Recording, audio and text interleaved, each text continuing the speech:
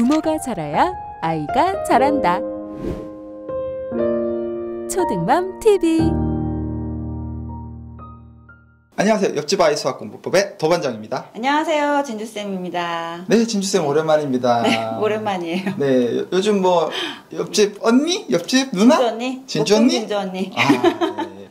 다들 요즘 거기 가서 보시고 계시니까 네. 저만 오랜만이지 많은 시청자분들은 나 어제도 봤고 오늘도 봤는데 이러실 것 같아요. 네, 혹시나 진주 언니 모르시는 분은 지금이라도 바로 검색해서 한번 가보시면 네. 굉장히 도움 될 겁니다.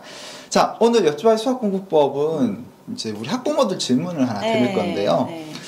오늘 드릴 질문은 초인데 수학 문장제를 조금만 이게 길어도 포기하는 우리 아들, 딸들 이거 어떻게 제가 잘 살 수 있는 방법이 없을까요? 하고 학부모들이 질문 주셨거든요. 네.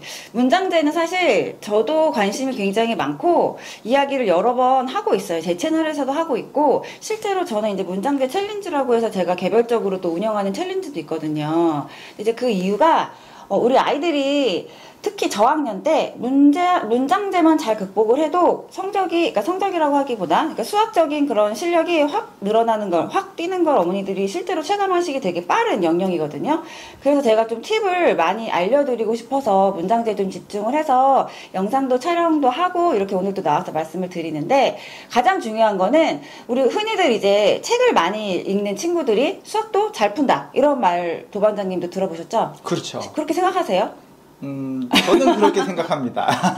그러니까 대부분 어머니들은 이제 되게 상식적으로 그냥 책을 많이 읽어야 수학 문제도 잘 이해를 하겠지라고 이제 생각을 하시는데, 사실은 이제 그게 반은 맞고 반은 틀린 말이에요. 왜냐하면 우리가 이제 독서를 통해서 만나는 문장과 수학 문제에서 통하는 문장은 좀 달라요. 아, 그렇죠. 네. 그러니까 우리 아이들이 평소에 읽던 동화책이나 이제 뭐 이런 과학책이나 이런 책들을 읽을 때는 사실 눈으로 이렇게 흘려 읽듯이 문장을 읽어도 아무 문제가 없이 그 책 내용을 이해할 수 있지만, 수학 문제에서 만나는 문장제는요, 안에 숫자도 있고 우리가 좀 분석적으로 해석을 하면서 읽을 필요가 있거든요. 그래서 오히려 우리가 동화책을 읽듯이 그냥 눈으로 흘려 읽는 습관이 수학 문제를 읽는 데는 방해가 될 수도 있어요. 그러면은 학부모들 중에서 수학 관련 동화책을 읽히는 경우도 있는데, 그거랑 또 다르죠. 수학 관련 동화책은 그냥 동화책을 읽듯이 그 내용을, 수학적인 내용을 좀 재미있게 이렇게 풀어서 놓은 책들이기 때문에 그거는 그냥 우리가 이렇게 재미있게 그냥 눈으로 흘려 읽어도 내용 이해를 하는데 크게 무리가 없지만, 제가 말씀드리는 거는 이제 문장제,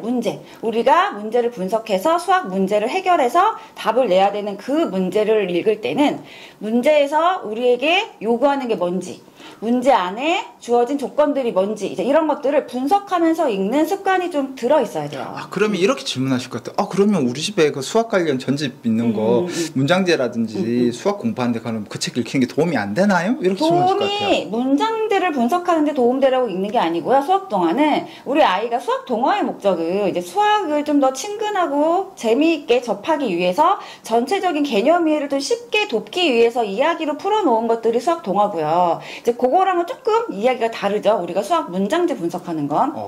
그래서 제가 오늘 좀 팁을 좀 드리고 싶은 거는, 이제 그래서 그냥 단순히 책을 많이 읽는다고 해서 우리 아이가 저절로 수학 문제를 분석해서 읽는 습관이 들릴 것이다, 이런 기대는 조금 버리시고 다른 방법을 좀 배워서 이 부분을 좀 집중적으로 학습을 시키는 것도 큰 도움이 된다라는 말씀을 드리고 싶어요. 저도 그럼 그 다른 방법이 뭘지 굉장히 궁금해지는데요. 그러니까 일단 수학 문제를 볼 때는 문제를 좀, 아까 계속 제가 말씀을 드리지만 수학 문제를 분석하면서 읽는 습관들이 좀 잡혀 있어야 되는데, 그 분석이라는 거는 가장 쉽게는 일단 문제에서 나에게 해결하라고 하는 게 뭔지를 파악하는 거, 첫 번째. 그 다음에 그것을 해결하기 위해서 문제 안에 들어있는 조건들이 뭔지를 찾아내면서 읽어야 돼요. 이제 그러기 위해서는 뭐 문제에 밑줄을 치면서 읽는다든지 동그라미를 치면서 읽는다든지 아니면 문제를 뭐 끊어 읽는 습관이라든지, 이제 요런 본인이 이제 수학 문제를 해결할 때 이제 이런 분석하는 습관들을 좀 잡아두는 게 필요하고요. 이제 그렇게 수학 문제를 읽을 때 빨리 막 눈으로 대충 읽는 습관을 버리고 분석하듯이 읽는 습관을 저학년 때부터 좀 들여주시면 우리 아이가 이제 문장 해석이 어려워서 수학 문제를 푸는 거를 힘들어하는 경우는 좀 줄일 수 있다. 자, 근데 이 질문처럼 처음부터 그렇게 접근했으면 네. 자연스럽게 따올 텐데 이미 시작점이 다르다 보니까 이제 아이가 안 하려고 한다든지 싫어 자꾸 티를 그러니까 내면 어쨌든 필요한 습관을 잡는 데는 시간이 필요하고요. 이런 방법을 좀 알려줬을 때 바로 아이가 뭐 한두 번 해봤다고 사실 이게 습관으로 잡히기는 무리가 있어요.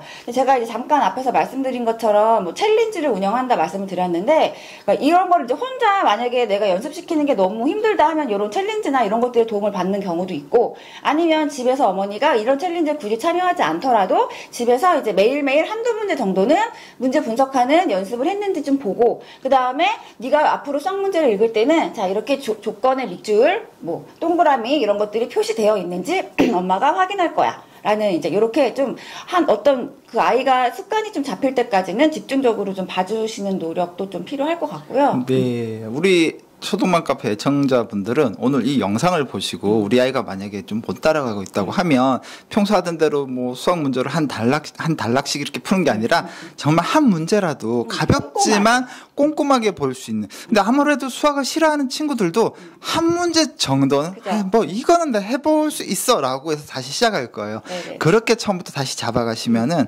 늦지 않았죠. 늦지 아까 않았다. 질문 주신 분이 초2라고 했는데 사실은 이런 습관을 잡기에 가장 적당한 시기는 저는 초등학교 이제 1, 2, 3학년 아니면 이제 뭐 5, 6학년이 됐어도 우리 친구들 앞으로 수학 해나가야 될 고등 시기까지 쭉 보면은 지금 되게 시작인 시기잖아요.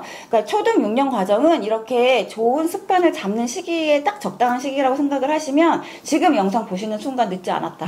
네. 네, 늦지 않았습니다, 여러분.